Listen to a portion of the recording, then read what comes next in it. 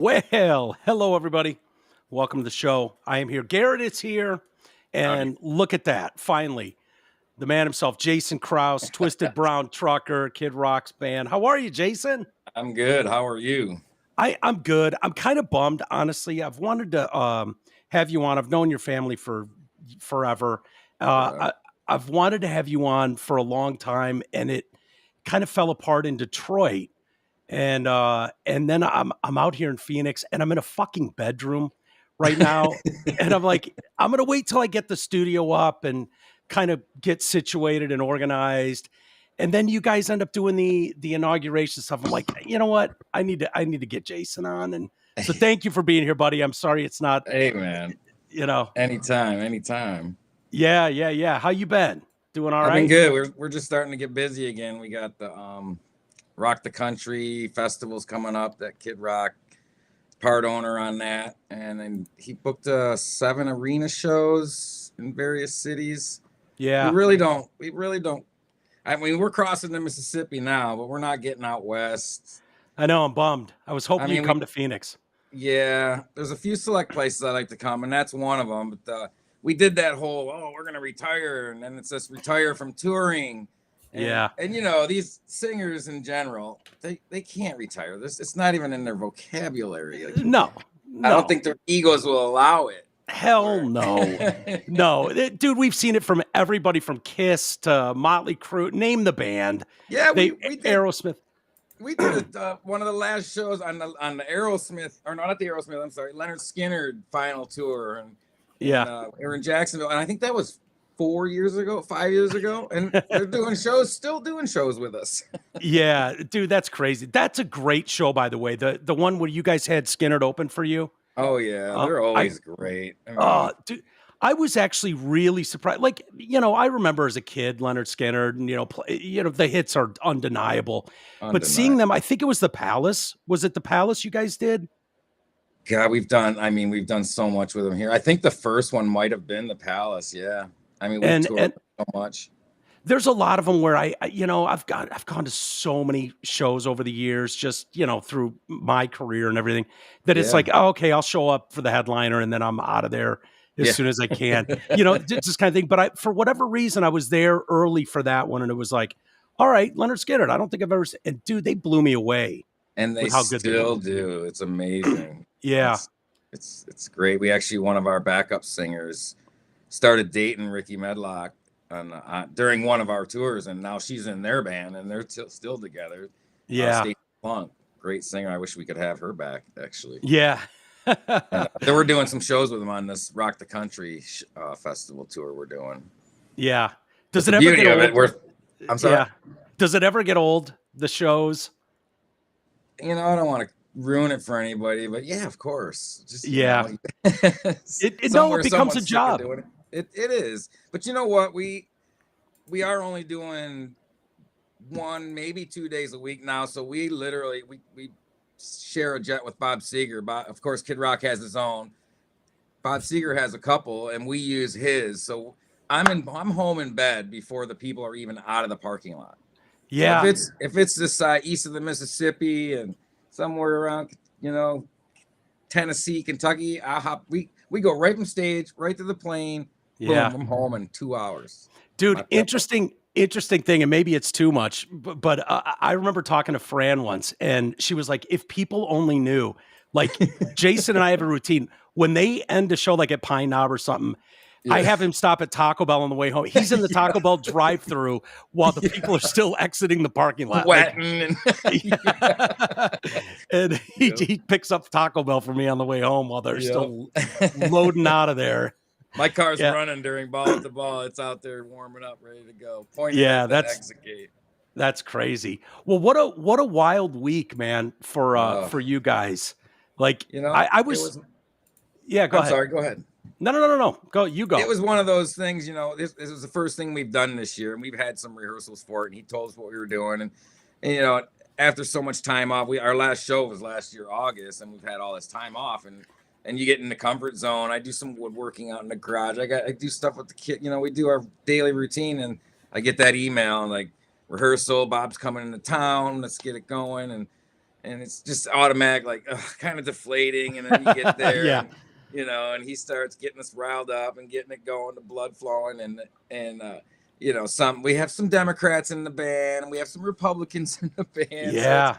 kind of half and half. But this one, after getting there and getting in the mix, it was amazing. I mean, obviously super historical, Yeah. and the even with the traffic and the Secret Service being out of hand, it still was amazing. And what made it even better was, and I'm say this bittersweetly, Aaron Julison, our bass player, didn't pass the vetting process, and they do a super deep dive all the way back to the day you were born. I mean, it's pretty in depth.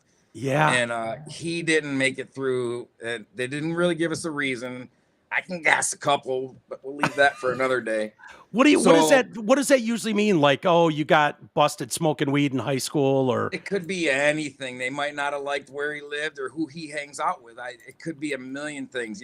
I've the TB between Kid and the TBT band. We've all got a list of bad shit that's happened and done. Yeah. So I thought maybe I wasn't gonna make it, maybe because of the Waffle House, or I don't have any gun charges, nothing like that, nothing big. But I forgot about the Waffle House. For whatever reason, Aaron didn't make it, and one of our crew guys, my brother, Scott, Scott, he was Uncle Cracker's bass player for years, and he played drums in his band. He's an amazing musician. He's a better musician than myself, and everybody looked over at him, and he was like, oh no. We're like, come on, we can't get anybody vetted at this point. It's it's way too late. And he ended up doing it, and it was awesome for me and him, because we both we haven't been on the stage together in over 30 years. Do you have video of it, Garrett? It's from the PBS aired the whole show. Yeah. So people that aren't aware, because I noticed that right away. I was like, that's not the normal bass player. Okay, holy shit, and we're growing. I'm growing my beard out for the winter, so everybody's like, "We got ZZ Top over here in the band." Yeah, what's going on? It should be the first one I sent you, Garrett. I'm looking for it. Yeah, but yeah, he wore the Red Wings jersey. Yeah, which is he went awesome. Right from setting up all the gear to then grab the bass and hurried up. Dude, that's so. How much time did you guys have to like? One day. One day. He came in. We found out on our last day of rehearsals at our warehouse in Clarkston, and literally he ran through it. We ran through the set, which was only 4 songs, twice, and then sent him home with the songs. And and again, the songs aren't rocket science, but it's more about the feel. And then when the lights go down and then they shut off, everything speeds up. And he's like, "Oh, it's no problem. I got it. No problem." I'm like, okay, but let me just tell you, I've been in the band almost 30 years, and it's, first time back, it gets a little rusty and a little fast. And it's like he's been in the band from day one. Wow. He's a professional. So does that make you, like, you've done this forever, and I'm sure there's times where you're like, okay, this is kind of a big deal. This makes me a little nervous, but that's got to be extra nervous because, I mean, it's your brother. Yeah. And then I'm looking over at him. I want him to do well. I don't want him to look bad. And I'm cueing him on parts and like, hey, here's that D minor. Okay, here's that E minor. He's like, I got it. Yeah. Like, okay, I'm gonna go do my thing. For those that don't know, he's, I think he's more trained musically. Like, he's a college. Yeah, he went to music school out in LA way back in the 90s when we had our death metal band going, and he went there for drums and percussion. And like I said, he played bass in a band, Shipwreck Union with Nick and all, Kenny Tudger, all those guys. And he's a great musician. He's a professional. Yeah. You can, let him hear the song a couple times and he'll just sit right down. Do you guys still do the death metal thing? No, we were actually listening to it a couple days ago. I found some old recordings. It'd be like being a runner. Yeah. Now you're 55 years old. Yeah. It's a workout kind of music. Yeah. Dude, I'll be honest. It scared me when I was a kid. I was scared of you guys. The whole death metal scene. We're talking about Satan. It wasn't the Satan thing. It was the whole look and then the speed of it. I was just like, oh man, these guys are. And you know what the ironic thing is, when you meet those guys, they're the kindest, sweetest dudes in the world. You'd never know. And it's like, man, what was I afraid of? I remember telling I remember telling Vinny once, like when he had that gold tooth on the album cover, I was like, I was kind of scared of your album cover. And Vinny's like the fucking softest, kindest soul you'll ever meet. You know, a lot bigger on a record cover on that stage way up. Yeah, there. You get to meet stopping at Taco Bell to grab their wife's food. It's crazy. It's crazy. So what is that? So I assumed you guys were rehearsing down in Nashville or something, but Bob comes up and you guys, everybody gets together in Michigan there? Yeah, we got him outnumbered. Yeah. Most of the band is up here, so he's still got the warehouse where Made in Detroit is, and we go over there. All our stuff's set up, and it's only a little short plane ride for him. So is it that you mentioned, like, and it doesn't surprise me at all. It was the same way at the radio station. People's political views are different, and is that a little tricky because it's got to be different being a part of the Kid Rock world, as vocal as he is. Is there ever? It's a lot. It's got to be kind of, I don't want to get you in trouble or anything, but it. No, it's fine. It's plain as day. I mean, I remember when it happened. We were on tour, and I don't know if you remember when he did the faked out "I'm running for Senate." Yeah, sure. And he had the yard signs, and we had this podium, and he did his whole political thing, and right during that mix is when election time came around, and as soon as he declared which side of the ball he was falling on, immediately the next city, in cities that we sell out for 25 years now, are empty or half empty. Wow. And here in Michigan, it was a blue state. And we went from being able to sell out 6, 7, 10 shows in a row to 2 solid sellouts and a third. And then it did. Our management saw it right away, and he said it's about 30% of the fans bailed out, and it's sad how divided everything got, now how it is nowadays. Yeah. It's really, well, it's wild because this, people are willing to fight. You almost have to be, but he's been like that forever. I think people in Detroit take a lot of pride in that. Like, I think back to those days, working at the Drew and Mike show and stuff. And it was like, you're in Detroit, man. People nationally have a perception of what Detroit is. And it was kind of a national joke. And then the 2 biggest artists on planet Earth, Eminem and Kid Rock, Twisted Brown Trucker, come out of Detroit with pride. Not like Madonna, I moved to New York, but I'm, with extreme pride in Detroit. And I think we've all felt that over the years. Oh, absolutely. I mean, I've never been a fan of artists getting political. I mean, I find, mention here, mention there, but when you're sticking your flag in the ground and this is what I am, if you don't like it, fuck you. I think a lot of people like to go to shows to get away from reality. A lot of people like to go there and feel safe, listen to some music, have some beers, whatever and get away from that. Yeah. But now and how it's been here in the last 4 years, it's some people are afraid to wear their MAGA hat outside or to the grocery store. It's I got to imagine being in a band with Kid Rock. Like, I know what it's like to walk around. It's like, I don't need that, but you guys are out there. I can only imagine. I mean, I see what's going on my Facebook page, my Twitter, and it's like, dude, people are losing their minds, and everybody's the brave behind the keyboard. And the things that the meanness that comes out. Because that's why I don't do Facebook. Yeah, no, you're smart. You're smart, and I will hunt somebody down. I can't help it. I couldn't help myself yet because I usually stay away from the political stuff on the Facebook, but I couldn't help but take a screenshot of the helicopter with Biden leaving and just wrote bye. It was just like, and I have no qualms about stating what I believe in. I look at the one simple question: were you better off 4 years ago? And I don't know anybody that can say they were. Yeah. No, I feel the same way. And it's the thing that sucks about it is, like, I was a fan of Pearl Jam growing up, and Dave Abruzzese is a killer drummer. He's just a fucking beast. And he played on multiple albums with them, toured.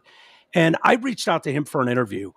at one point, and he was like, "Yeah, that sounds great," and we were having a back and forth, and it was great. And then, like a lot of these guys, they'll listen to a show or something, and then just they make a decision, and there's only one side of the aisle that's ever canceled an interview on me or just ghosted you completely, and it's like, dude, I'm not interested in talking about Trump or Biden to you. I want to talk about music with you, and it's just I've run into that. Did he cancel an interview because of the completely political? Stopped talking to me, and then Facebook posts pop up, and you'd think Armageddon. It's the worst thing that's ever happened in the world, and you're just like, okay, man. So he listened to 10 minutes of a show and got an idea about something, and it's not the first time it's happened. Wow.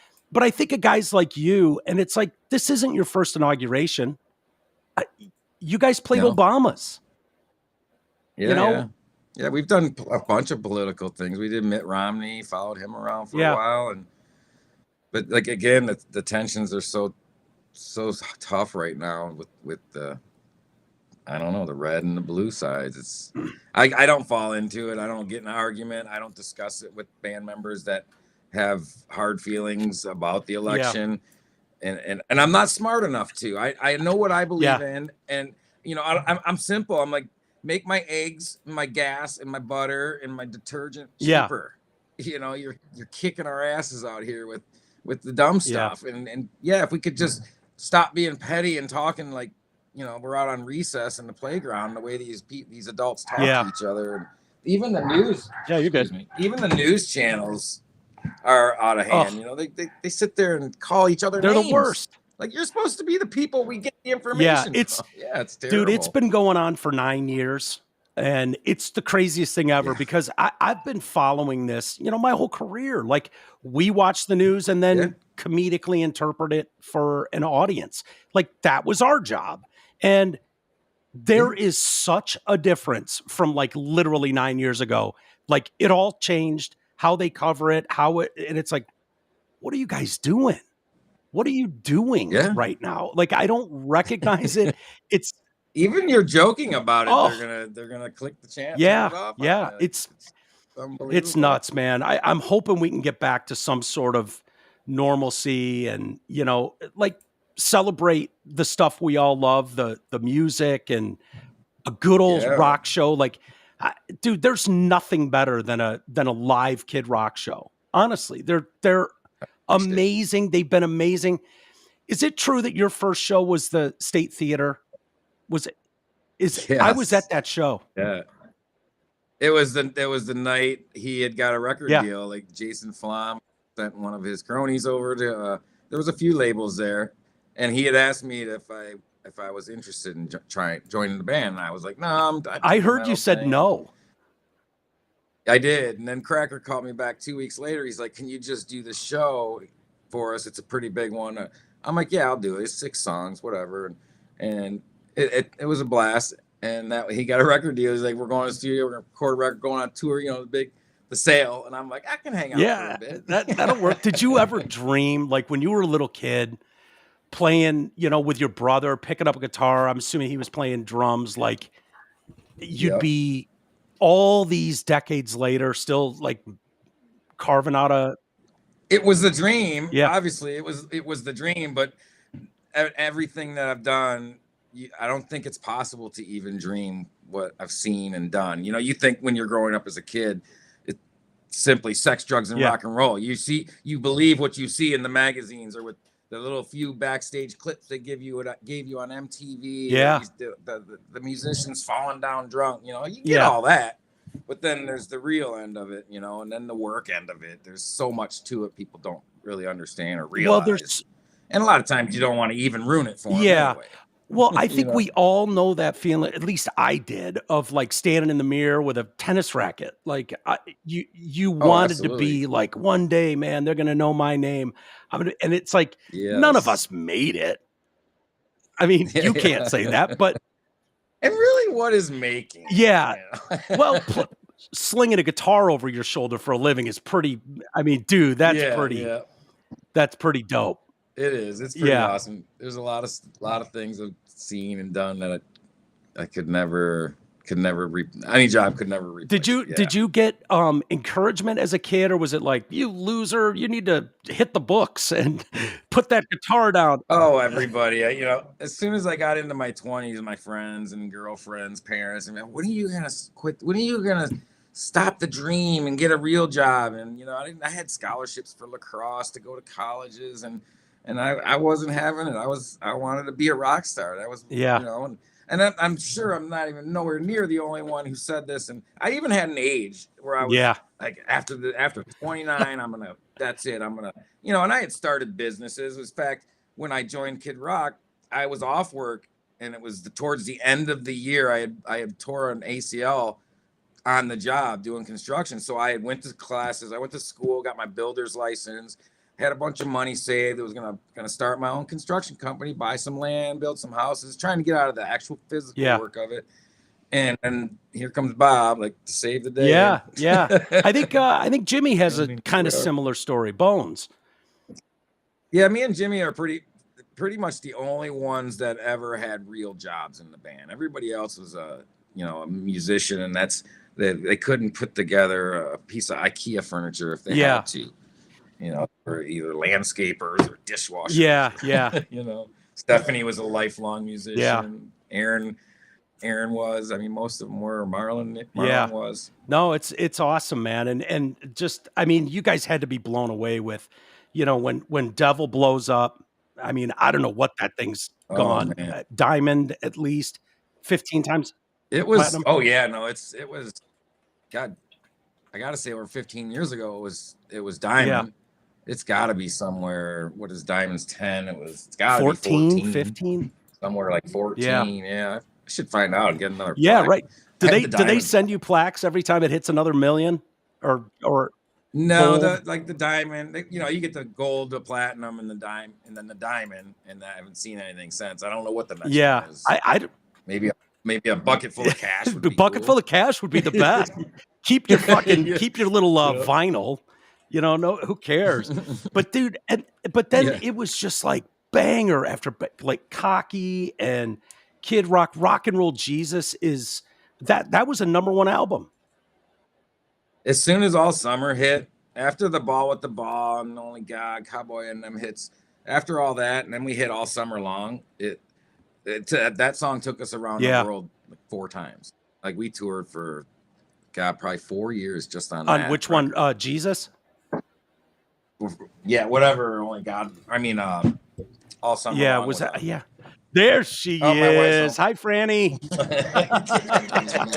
Hi, baby girl. How are you?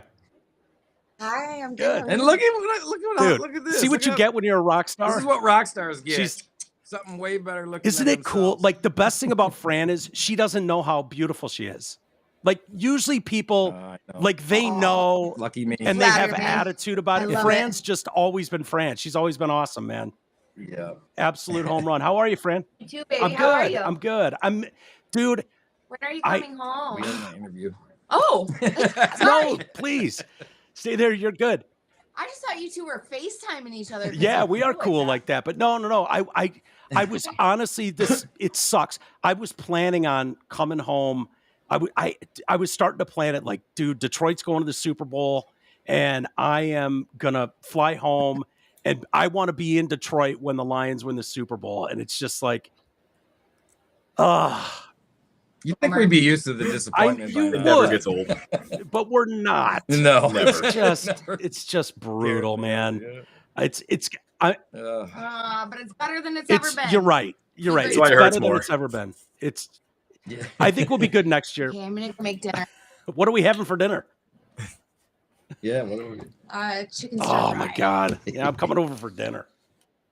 Yeah, she's been on cooking thing lately. I don't think I'm that far away. Next time I'm in town, Fran, for sure. I'm still in Michigan. What's that? It's like, I'm still in Michigan. I'm not that far away. Yeah, dude, it's 7 degrees out there. Oh my God, it's brutal. I'm usually out in the garage doing some woodworking projects and got the heater out there, but I couldn't do it today. It's too cold. Dude, when did you get into the woodworking? I've seen some of your work. I think Fran's posted some online. My whole life, I've always dinked around with it, and after not touring as hard as we do, like I'm a guy who can't. I'm not one to sit around on the couch. I don't sleep in. I don't take naps. I've always got to be doing something. So after all the landscaping's done and the grass is cut and it's like 10 now, it's 10 o'clock in the morning. Yeah. What do I do? Yeah.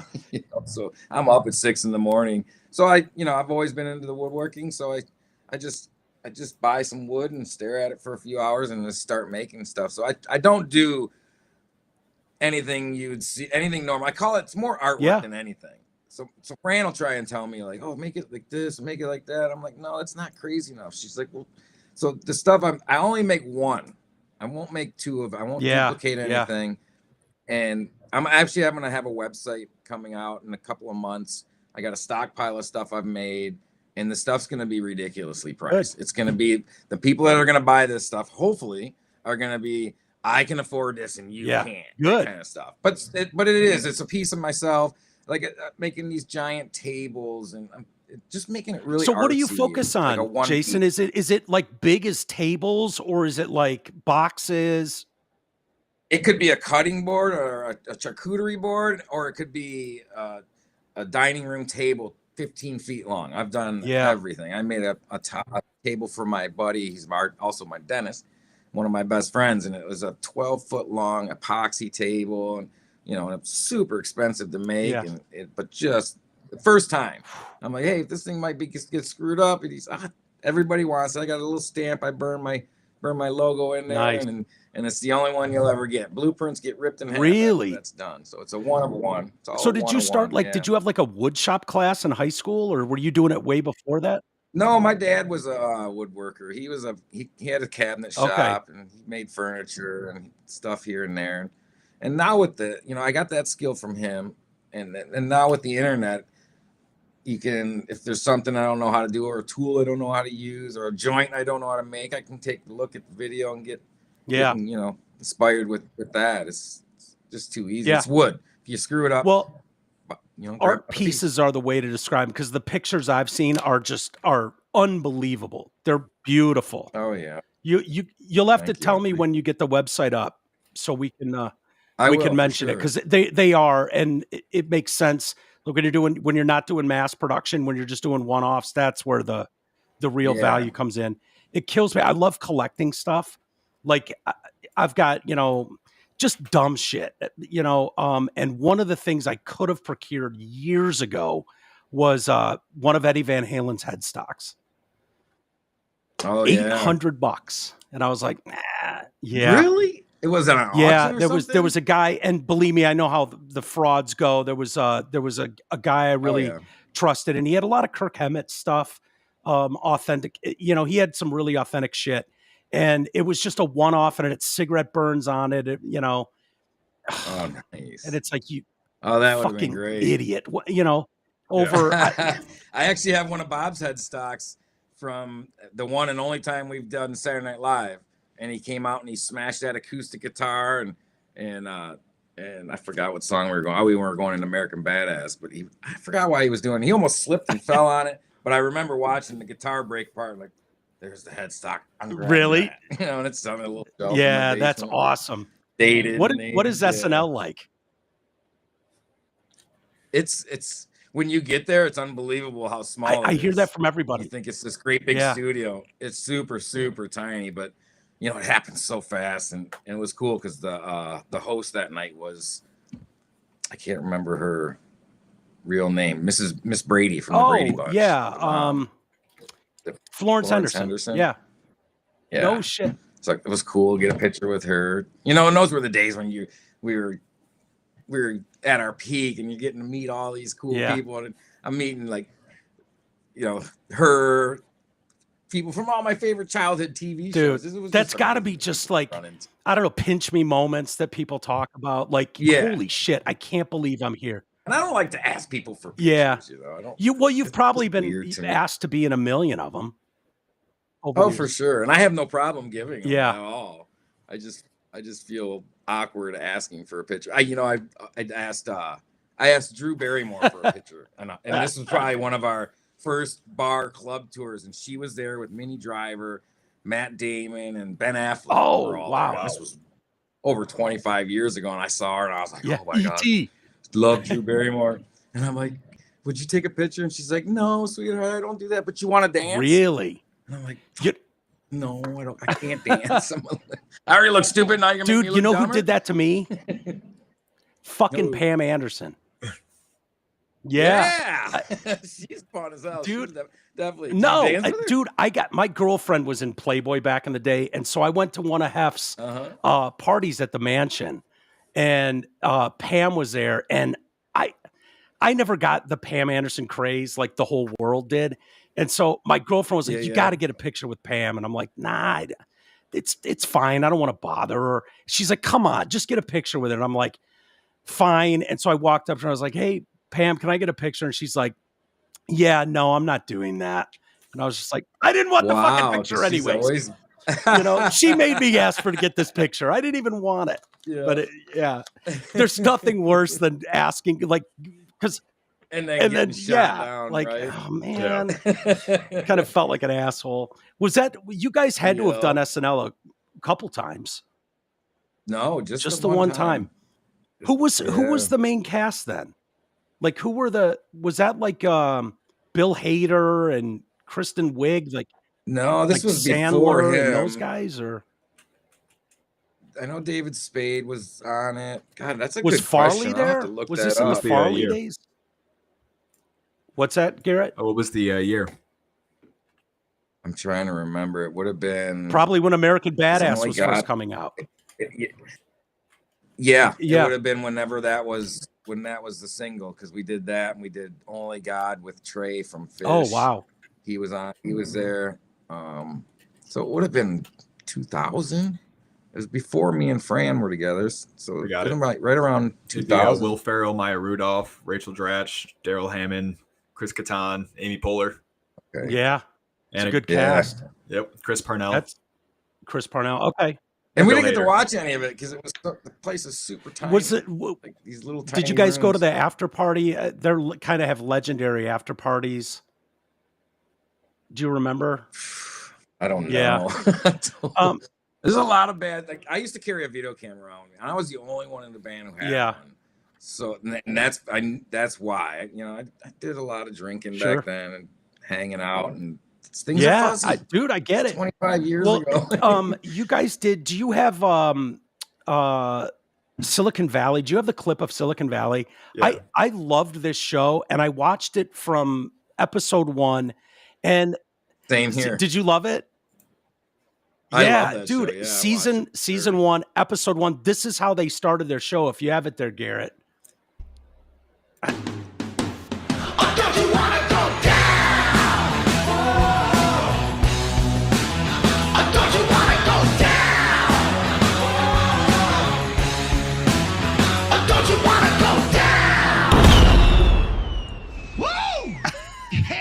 Somebody make some motherfucking noise in here! Fuck these people.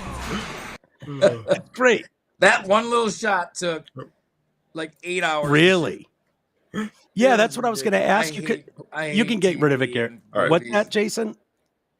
That's why I can't stand doing TV, and I mean it's fun when they come out and the kids enjoy it and stuff. But like I said, that was 8 hours to do that one shot, just sitting around. Same thing with we were on CSI. I think New York.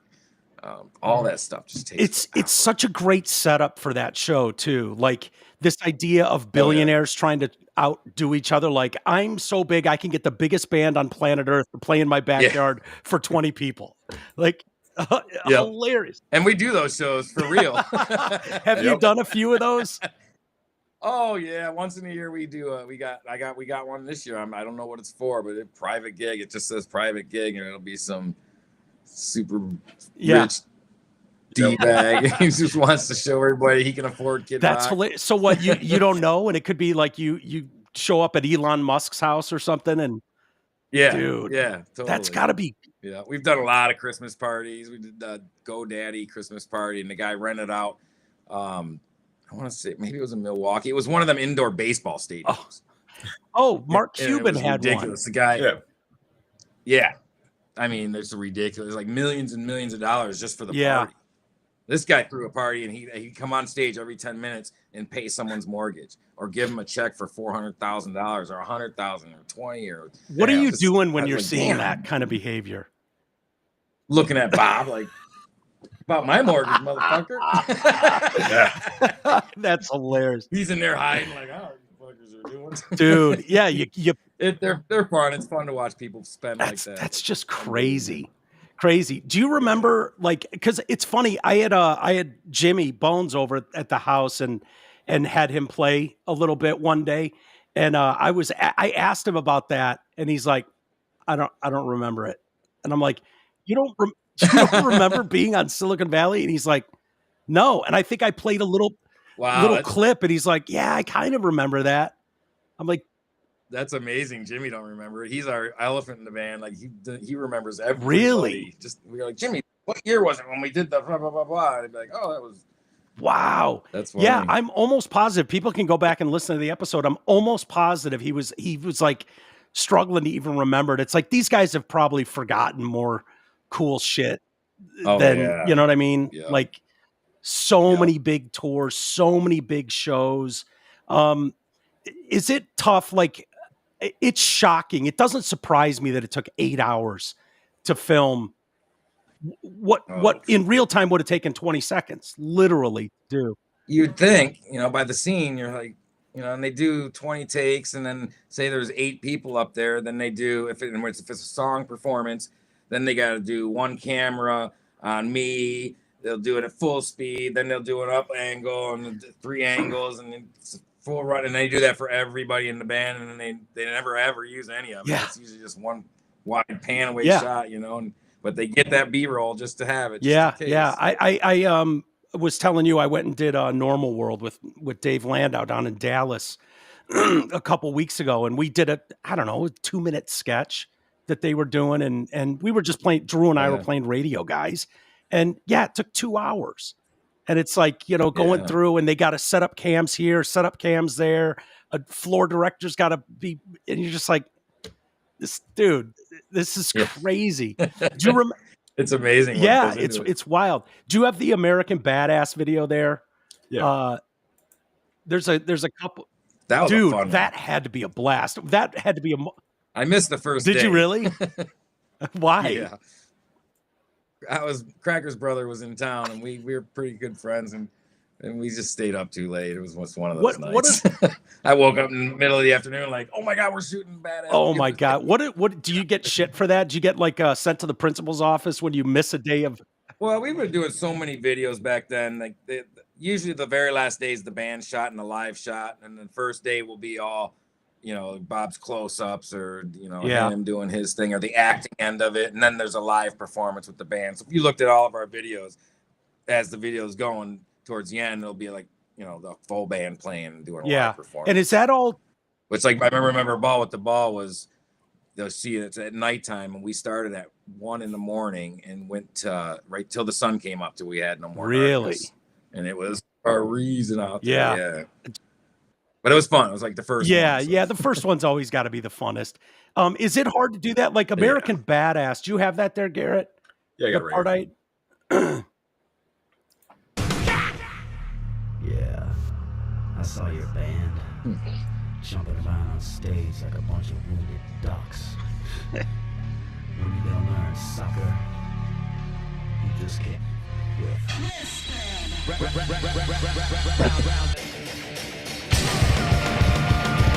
Is that a Washburn? It is. I still have that guitar. Oh, yeah. I think we need a signature guitar.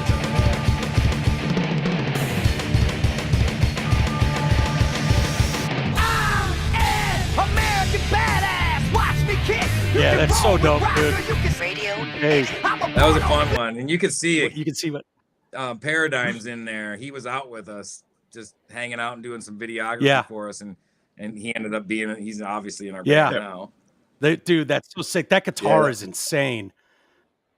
I love that. We did a signature guitar, and I picked out the diamond plate, designed it myself. You can close that. And they ended up Dimebag was also a Washburn at the time, and I was buddies with Dimebag, and he went over to them and started bitching Yeah. Because he wanted the diamond plate. He's like, I'm Diamondback Daryl. I want the diamond plate. And they were like, all right, you got to change your guitar. And well, and then I took some shit from James Hetfield because he had the diamond plate Explorer. Yeah. And I'm like, geez, you guys really give a shit with the vanity over here? Good Lord. I'm like, I'm little old me from Kid Rock. You're Pantera. You're Metallica.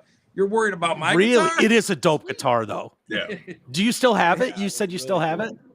I Where do is have it? Yeah. It's stored in storage. storage. So what do you have, a storage unit with all your like guitars? And so when we built this house, it's a wraparound porch house, and there's literally a tunnel that wraps around the entire house. Oh, and wow. I got a whole section over. It's like almost 2,000 square foot. It's huge.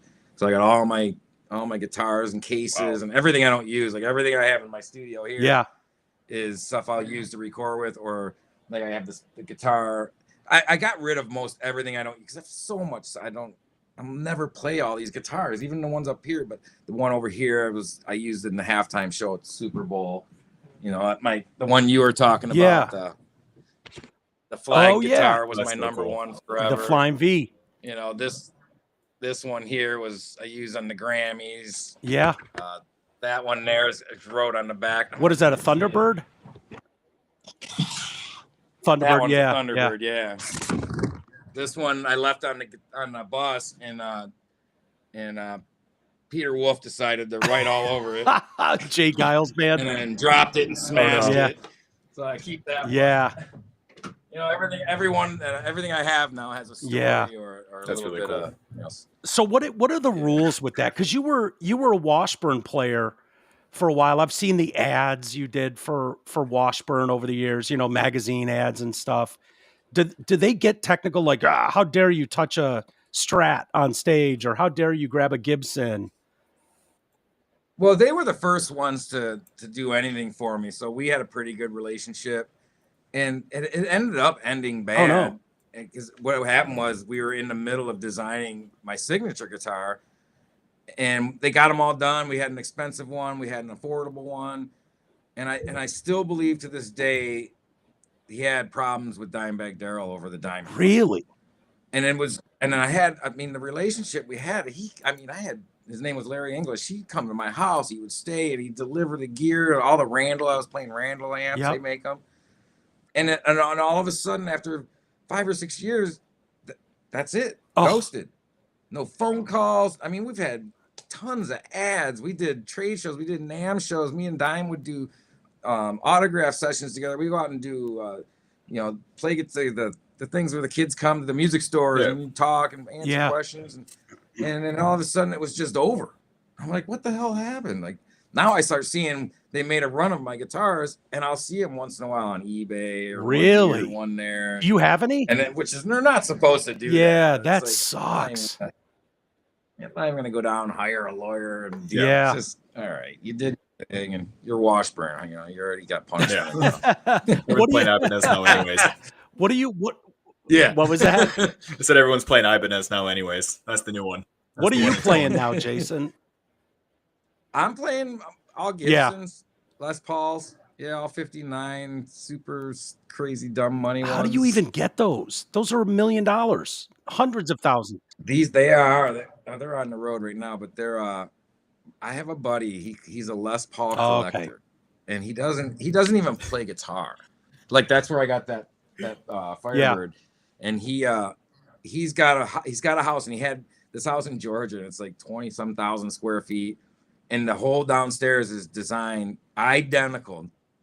Every bit, the paint, the carpet, the glass cases, like the Hard Rock. Wow. That's cool. And he's got 150 Les Paul custom shops in this glass thing. And every one of them are different. He bought every single one of them. Them are not a big fan of the Les Paul custom shops, but the customs. But then the custom shop, he's a humidor room in the back, where he's got all the 59s and the Eric Claptons and the Gary Rosenthal. That's what, this one right here. That one right here. Yeah. Boop. That's that Gary Rosenthal one. Is that what what's his name? Angus plays?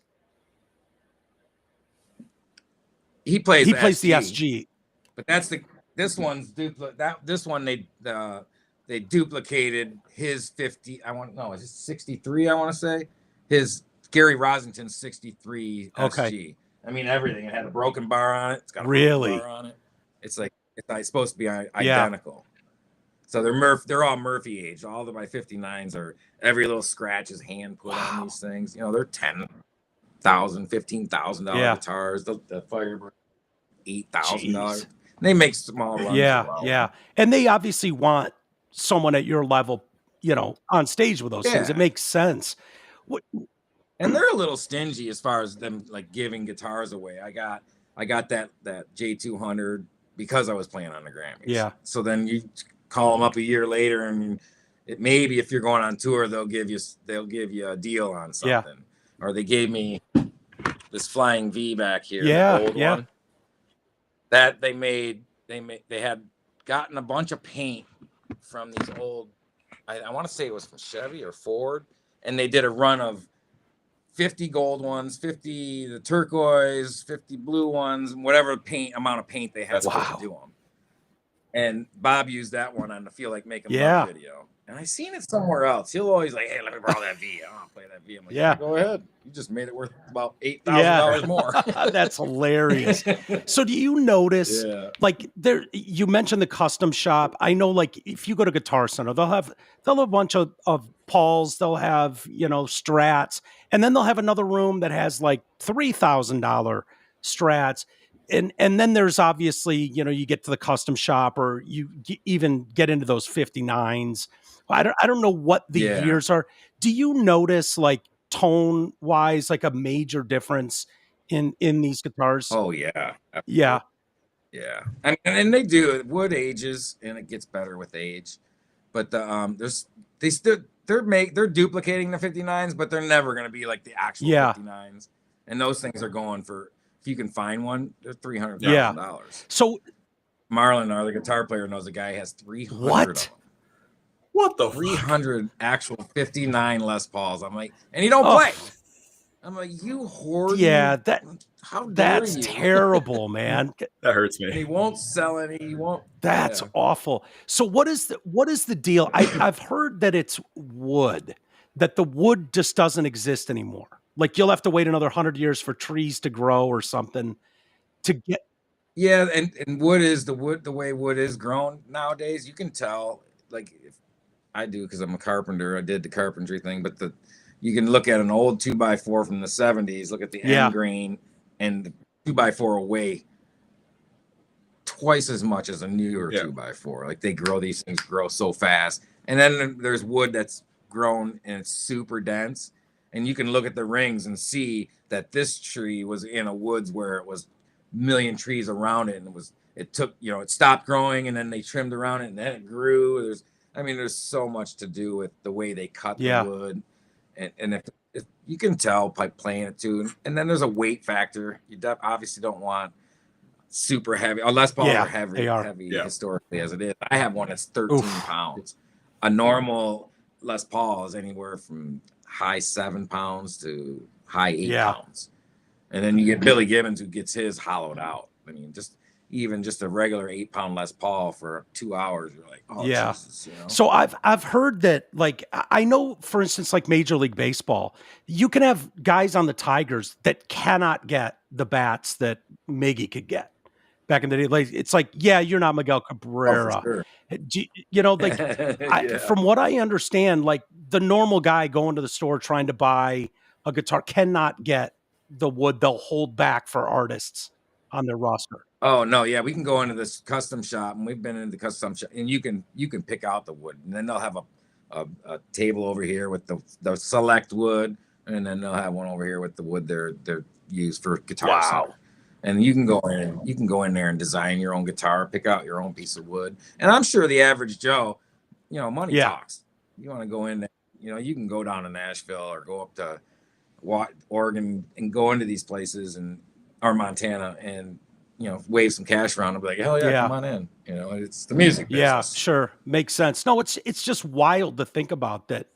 It comes down to wood. Like, honestly, the wood and the average Joe, you're right. Money talks. I mean, And I think the guitars, like those guitars, the ones that are, it definitely makes for better tone, but you can, there's people like Marlon, our guitar player, he can grab a Magnum guitar and plug it into a Gorilla and make that thing sing like there's no tomorrow. I mean, it's really, at the end of the day, it's all about the player. And sure. And that's how I got screwed so many times as a kid. I'll walk into Honolulu Music at my local music store, and they'd have some player there ripping on a Magnum out of a Gorilla amp. I'm like, damn, I want that. And then I get home and be like, damn, this thing's terrible. What is that? What is that that certain musicians have where you go, yeah, I know who's playing. I know that's Jason Krause playing that guitar. I know that's Eddie Van Halen. It's just their style. We were in the studio and we had Billy Gibbons up in Clarkston hanging out one night, and they were recording in the studio. And I asked him, because of that, what we're talking about right now. And he's sitting on a crate. This guy, he's a gift giver, by the way. He gave us like 6 of these crate amps. And crate, I don't want to talk shit about anybody, but they're solid state. They're not the greatest amps, but they give them to him, and he puts them on stage, and his real amps back behind it. And he brought that in. He's sitting on there, and he's just playing one of our whatever guitars hanging on the wall. And I was like, hey, Billy, how do you get that ZZ Top tone? Like, how do you? And he didn't even let me finish. And he just turned around, looked at me. He's like, right here, brother. Right here, brother. And he pointed to the fat of his hand, because he was sitting there playing. I'm like, that's my amp. If that does not, I can't make it sound like that. And it's. I guarantee you, if you handed Eddie Van Halen your guitar, you would know that. Yeah, that's Eddie playing that. And absolutely, I can tell when Alex Van Halen's playing a Ludwig kit. It's like, it's just. And there's those players that have that super distinct tone that naturally comes out of their hand. And Dimebag is one of them. Billy Gibbons. I mean, all those guys. Don't you have a story? Weren't you talking to Dimebag like the day before he was murdered on stage? Their next show after where he was in Ohio when he got shot. And they were coming to Detroit the next day, and I was actually out working on the house, putting some railing up on my porch, and I got the call from Cracker's brother, Mike. Actually called me, and told me what happened. Yeah, we were going to hang out the next day. That's just got to blow you away. I mean, not to say it like that. Scary too. Scary. We get people jumping on stage all the time, and it's just, people are crazy. I don't get it. It's insane. I don't know if you notice like a security difference when something like that happens. Oh, absolutely. Absolutely. We have security meetings at an arena when we play arenas, and they're ours, and our security guy takes it around. Here's the exit. If this happens, you go here. If this happens, whether it's weather or we're somewhere where the tension's high, if it's election time. Absolutely. Yeah, you must have a different perception than most people as far as looking for exits and like just kind of naturally at this point in your life, knowing like, okay, I've been through this drill enough. I have. I've never been a big advocate for carrying a gun. And I've always used to say I've never needed one, so I'm never going to have one. And now I carry. Yeah, I'm not. Just self-defense. Hope I never have to touch it. But and I got kids. I got a wife and kids, and it's for them. It's if I get one last chance, one shot to get out of here without getting hurt, then I'm gonna. I remember interviewing he was the drummer in the opening band. They'd won a contest open for Great White the night of the station fire. Oh, nice. And I'm very proud of it because he didn't do interviews with anybody. Every Rolling Stone, MTV, they all tried to get him. And I had a listener that ran into this guy on a cruise and was like, trust me, Michael, do you right. He'll, and this guy did, and gave me the craziest interview from that night of being in that bar when the whole place went up and I don't know how many people died, and talking about that. And that dude has never been able to go anywhere since without knowing exactly where exits are, exactly like everywhere he goes. And it's sad that it takes that moment to know, to be able to have that awareness now, because people, and I think my own personal opinion, I think the news has a lot to do with it. And it's, people now, they're going to go out. They for just a simple reason. I'm going to go out big. Yeah. They're going to talk about me. Dude, News, you know. And there's no doubt that's what's going on. It's what's driving a lot of the, you know, the school shootings, all that kind of stuff where it's like you're going to know my name, and this idea of, you know, a body count, like it's just crazy. It's nuts. That's, I don't understand the access they have to the weapons and Well, you mentioned the kids and the wife. Did the kids look at you as like, wow, my dad's got a cool job, or is it just like, oh, my dad's a dork? It took a while. They didn't get it at first. Yeah, and now that they get to come with me on the jet, they get to go to free, and it took a minute, but I was, you know, just dad for a while. And I was like, how long is this going to take? I'm going to be an old classic rock band here. Man, they probably have seen some shit. They got to do some. Yeah, my son Trevor, he started playing guitar. He's into it. He likes to go to the shows. He wants to be YouTube. Here he is, right here. There's my boy right here. Hey, Trev. Oh. What's up? That's Trevor. That's my mini-me. mini-me. Yeah.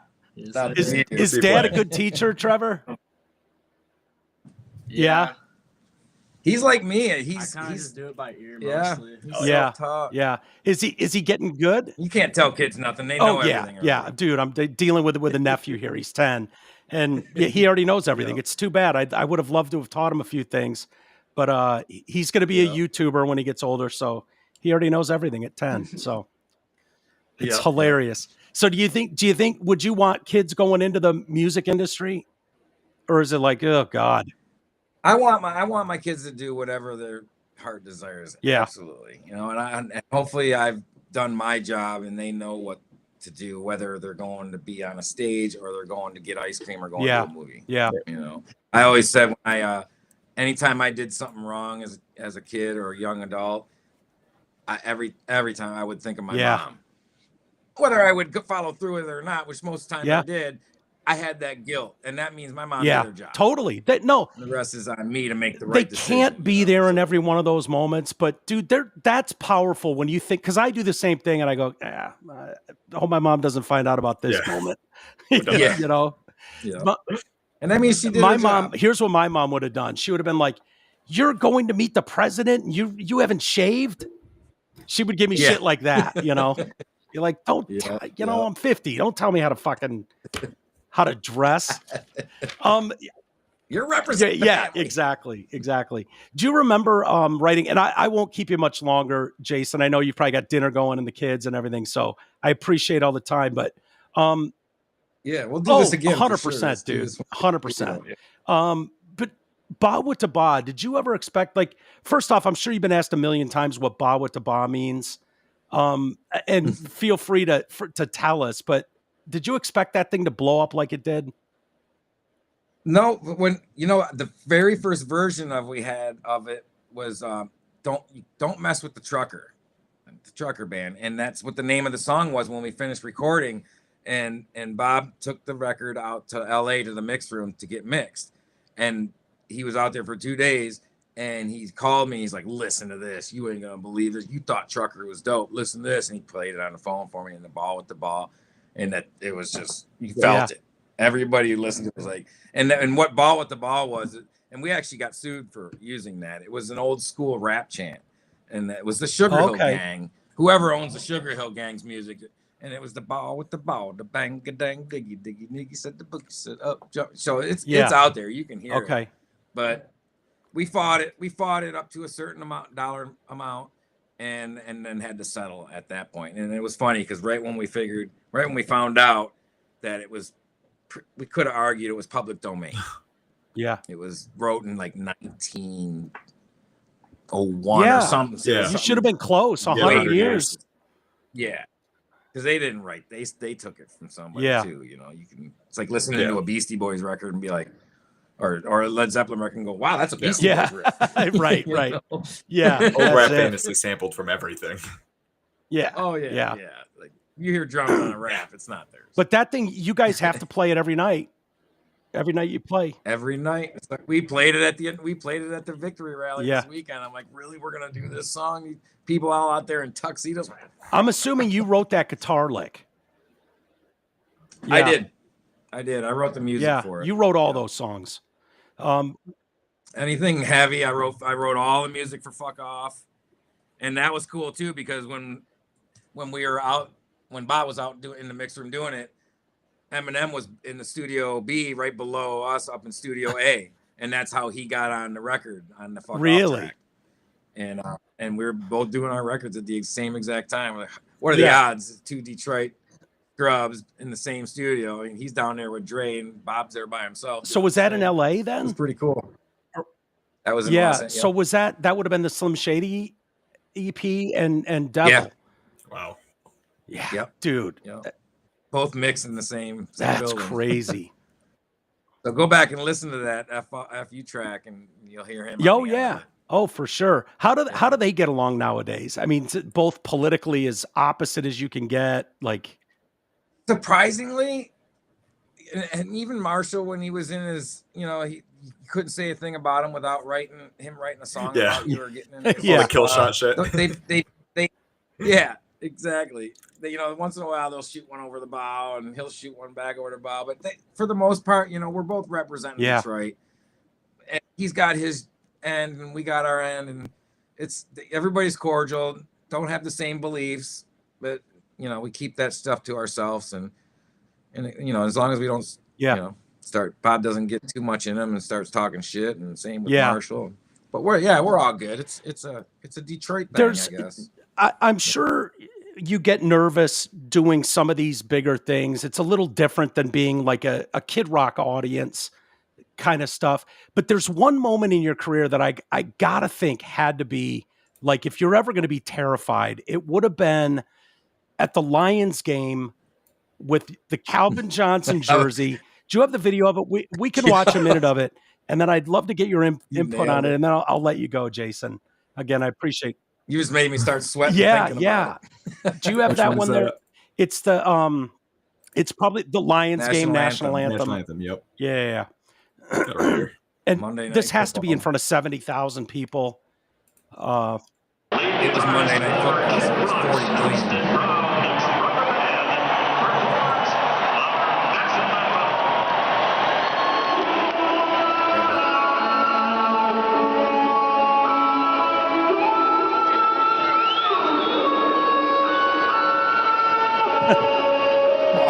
Nervous. I would be too.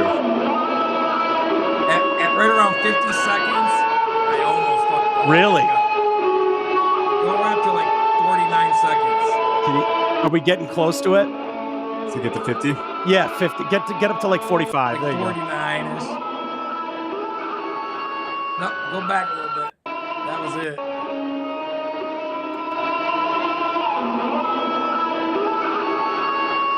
I hear it.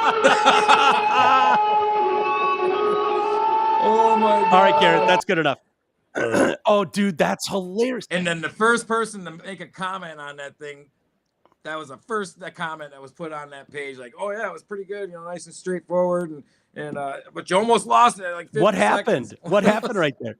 I black out. I don't remember any of that. I was so nervous and so mad at myself for saying yes.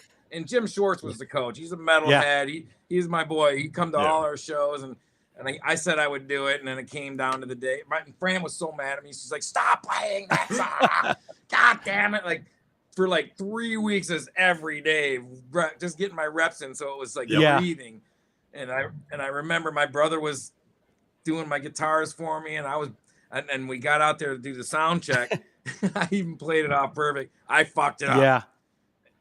And I'm like, oh, that's good enough. I don't need to go through the whole thing. They're like, no, we need to time it. I'm like, all right. And I stopped because I fucked up. I'm like, so then once that happens in front of people outside of your house or your family or your band, now it's in your head. And that's probably what happened at that point. And I think the good Lord threw my hand back in the right spot. Because when I'm notorious for, if I fuck up something, it is the hardest thing to do is to come back to where you're supposed to be in that song. Because most of the time you're rocking, you're doing it just by memory. And it was Monday Night Football. So it was a national game. It was my birthday. Bob was there up in the suite with Bob Seger. My wife, all my family, everybody was there. And I was walking out of the hall. Schwartz smacks me on the ass. He's like, don't worry about only 40 million people watching. Oh, kidding? Yeah. And I'm standing, I'm sweating. Yeah, dude. And you don't have the background of like your guys, your team. You're by yourself. You're like, all by yourself. Like, dude, I could walk out onto any stage with Drew and Mike, and but if they would have been like, yeah, you're going out, and here you go, it'd been like, fuck. And then I looked at that video. I'm like, he looks fucking scared. This dude's been on every stage in the world, and this has to be terrifying. Did you? And I'm the first one to bitch about the national anthem. People just I think I did the quickest version anybody's ever done, because they say, "Can you keep it under?" I'm like, "Yep." Well, let me keep it under 3 minutes. I'm like, not a problem. Yeah. Like, I'll speed it up. That's crazy. So I go to a game like, here comes the national anthem. Hurry up, let's go. We want to see the game. No, that one's pretty cool though. But it's cool. Yeah, you get a guitar. As a guitar, I've seen like Satriani do it, and look up Carlos Santana's. It was pretty cringy. Was it bad? So I started diving into them and seeing people do them, like, because Dave McMurray's done them for the Red Wings, and he was a sax player in our band. Cracker did it once at a Pistons game, and he forgot the words and had to start. Brutal. And he had to start over, and people are brutal. You mess up the national anthem, some people take it personally. You're not American. And it's on, nowadays it's forever. It's forever. It's online. No, so I'll never do that it's just again. out of the comfort of what you guys do. You know what I mean? Like all the talent in the world can sometimes not overcome for just being human, and like, holy shit, you start recognizing this is a moment. It's kind of why I wanted to talk to you today about like the historical moments and playing Graceland or the Super Bowl or an inauguration. Like, those are massive. The Grammys, those are massive. And they do. It puts a lot of pressure on you, but we found, just do what you do, because that's why you're here. You don't try to church it up, and you want to do something maybe a little special, whether it's an outfit or a new guitar, but as far as the song and the music goes, the performance, you're here because of what you already do. So just do what you do, and everything will be all right. I bought this at one point. I don't know if you remember this at all. Limptropolis, that Limp Bizkit? Limp Bizkit. This is the itinerary, and I probably shouldn't flash up numbers and stuff. Oh, is that the tour book from that? This is the tour book from Stained, Kid Rock, Limp Bizkit, and it ends at Woodstock '99. Woodstock. It ends at last show of the tour. Do you remember booklets like this? Do you guys still do booklets like this? I kept every single one of them. I have tubs and tubs of those books, and now they stopped giving them to us. Sure. Like everything's in the phone. But I loved having them because they're cool collectibles. I have every single one from every tour. The kind of cool thing about it is, like, when there's a day off, there will be notes at the bottom like, hey, here's a cool bar to go to. Here's a cool hangout spot. Call so-and-so. All that stuff's in there. Yeah, the ones in Detroit, or it might have been Milwaukee or something. It's like, you could just tell by the names. These are both strip clubs that they're telling these kids to go to. You're like, oh, Diamond. But you lived by them. What's books. Them book, you needed them books. You needed those books. They tell you how many miles it is from the hotel to the venue, where the laundromats are on those days off. They were like our Bibles. Like, oh, where's my tour book? Well, here, use mine. No, mine's got my, the day Fran's coming out to see me, or I'm going to fly home on this day, or I'm only 200 miles from home. I'm going home. We'd be out on the road for 3 years straight, never come home 2 weeks collectively. Yeah. That's got to be tough, man. People don't understand what that, I mean, you've got a wife, you've got kids, young kids. And as soon as you sober up and stop partying, that's when it really gets hard. Because now we take.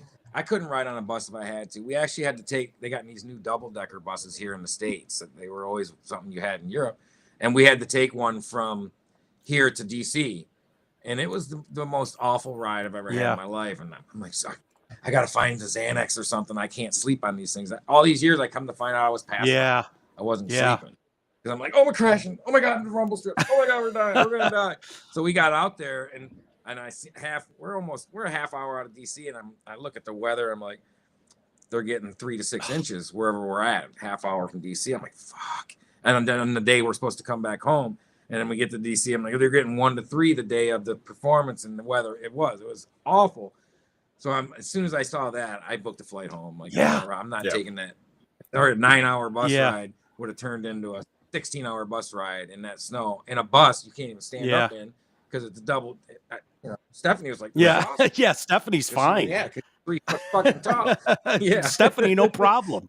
And there had 15 people on the bus. I'm like, I'm flying home. Smart. I don't care what it costs. Dude, I'd be thinking of Cliff Burton. At our age, I'd be thinking of Cliff Burton the whole damn time. And we did. I mean, how could you not? I mean, I made it this many years and nothing's happened. Knock on wood. And, like talking about deer in the road.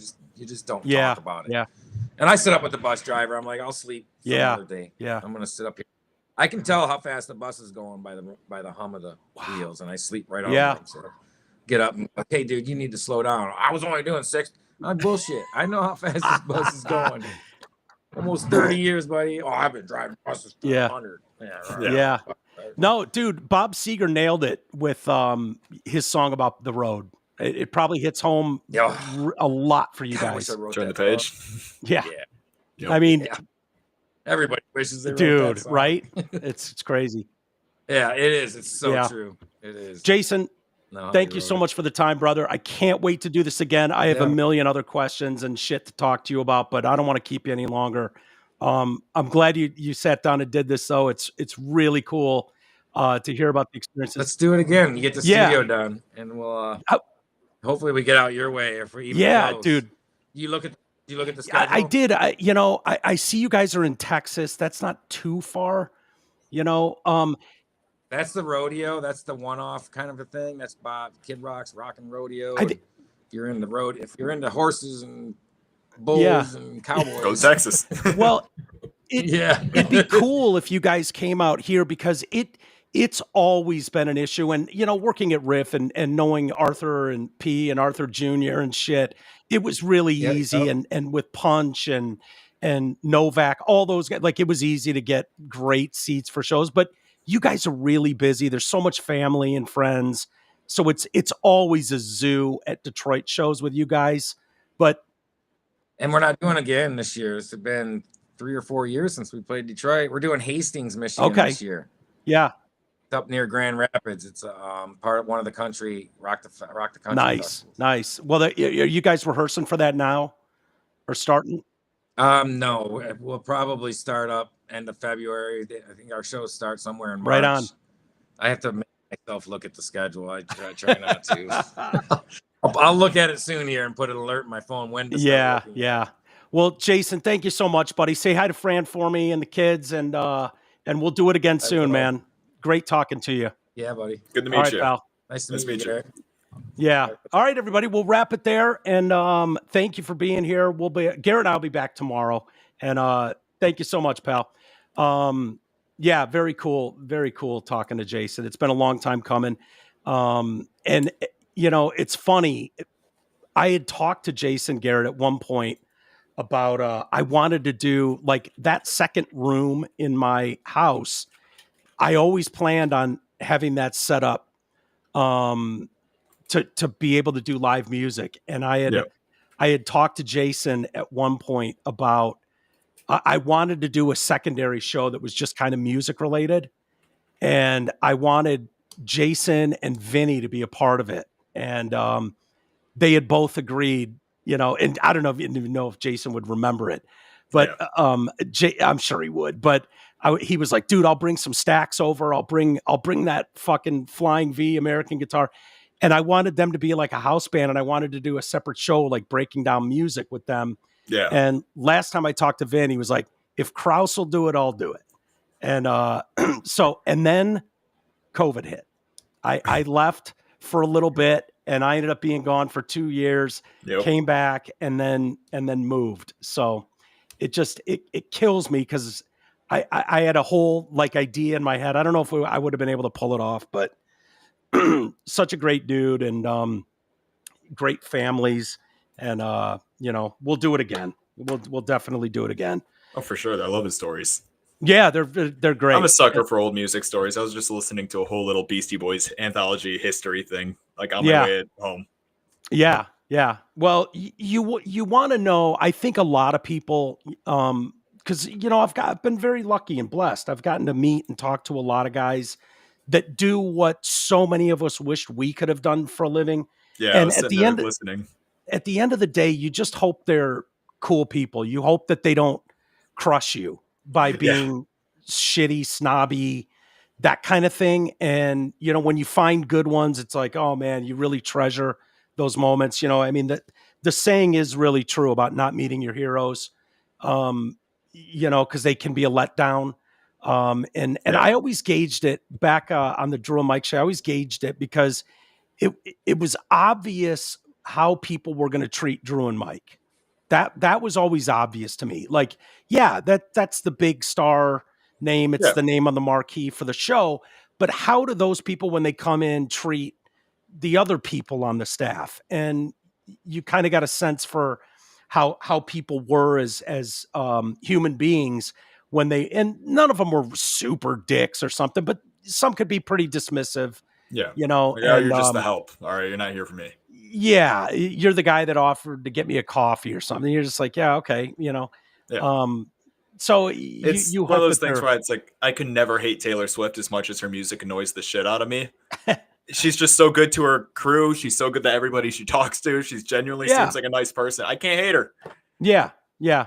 No, it's cool, man. It's very cool. Hearing this story about him and his brother too is amazing for me because my brother and I both play. And when you were saying, my brother picks up a guitar, sounds totally different from when I pick it up, and it'll be the same guitar, same amp, same everything. He's 100% right about that. Yeah, it's just because of how we both learned. It's weird how that works, but when Hendrix played a Strat, it didn't sound like anybody else playing a Fender Strat. Yep. This part of the show is brought to you by your insurance expert. Are you paying too much for health insurance? Are you uninsured? Health insurance can be very confusing. Nick Matthews from Your Insurance Expert is an expert in health insurance, life insurance, and Medicare supplements, so you don't have to be. Call Nick today at 248-914-1173. And why don't we call it a day there? Thank you again to Jason Krause, Twisted Brown Trucker. Catch them on the road. They'll be firing up, in the next couple months here. I think they've announced it, and I can't remember if you're looking for tour dates, you can go find them, but they're going as far west as Texas, some pretty big shows. So those are guaranteed to be fun. I've never seen a Bad Kid Rock show. So, all right, we'll kill it there. Thank you, Garrett. We'll be back tomorrow, and we'll see you.